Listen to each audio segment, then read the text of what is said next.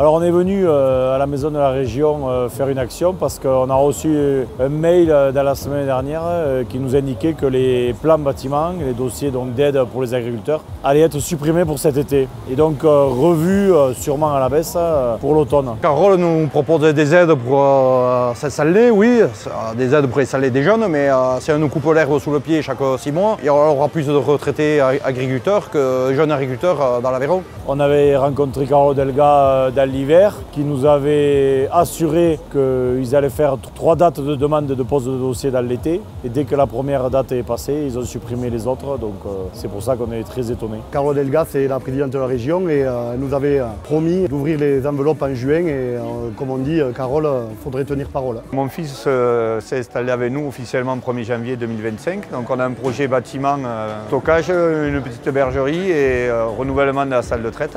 On a déposé un DU pour avoir des aides pour nous aider à faire tout ça. Le DU a été déposé en novembre 2024, on n'a pas de réponse. Comme les travaux sont assez conséquents, on attend d'avoir les accords de financement pour lancer les travaux. Donc en fait, ça nous retarde dans l'installation de Corentin. À force de pousser des choses et repousser, c'est gavant. Moi, là, du coup, je vais perdre encore un an. J'avais trouvé des fournisseurs pour les œufs. Les fournisseurs, ils vont partir voir ailleurs et d'ici 6 mois, un an, la galère pour retrouver du monde pour m'acheter des œufs. Certes, on comprend que le budget n'est pas limité, mais Madame Delga avait fait des promesses en disant que tous ces DU iraient à terme jusqu'en 2027. Or, il se trouve que là, les dossiers sont complètement bloqués. Il n'y a même plus d'appel à projet. Il devait y avoir un nouveau DU pour le mois de juin. Il a été complètement passé à la trappe. Donc en fait, nous, on est dans une situation où on attend les accords d'aide pour lancer les travaux.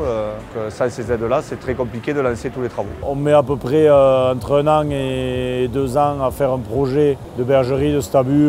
Donc il faut des devis, il faut des accords bancaires, il nous faut tout. On met des mois et des mois à avoir des permis de construire. Et on attend des subventions pour ça et rien qu'en un mail, tout est supprimé. Et tout ça, ça décale et ça freine l'économie aveyronnaise puisque aussi les marchands de salles de traite, de bâtiments, etc.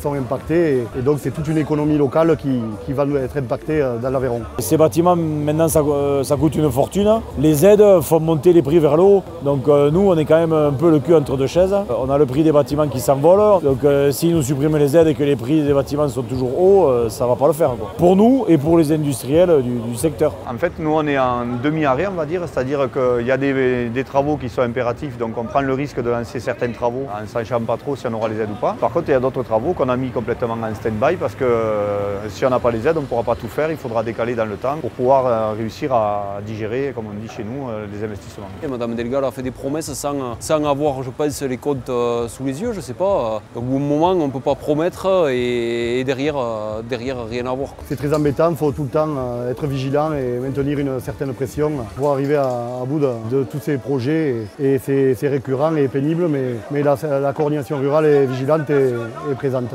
On espère avoir rendez-vous avec Madame Delga pour avoir des explications claires et nettes et savoir où on va et savoir quoi dire à nos jeunes ou nos gens qui sont en train d'investir. Il faut qu'ils sachent ce qu'ils veulent faire de nous. J'ai envoyé un courrier pour la rencontrer en tant que président de région, pour pouvoir parler des différents sujets qui préoccupent tous les agriculteurs d'Occitanie. Et celui-là, il est fédérateur puisque tous les agriculteurs d'Occitanie ont besoin de ces dispositifs uniques pour la modernisation de leur élevage et pour avoir des jeunes qui s'installent dans des super conditions.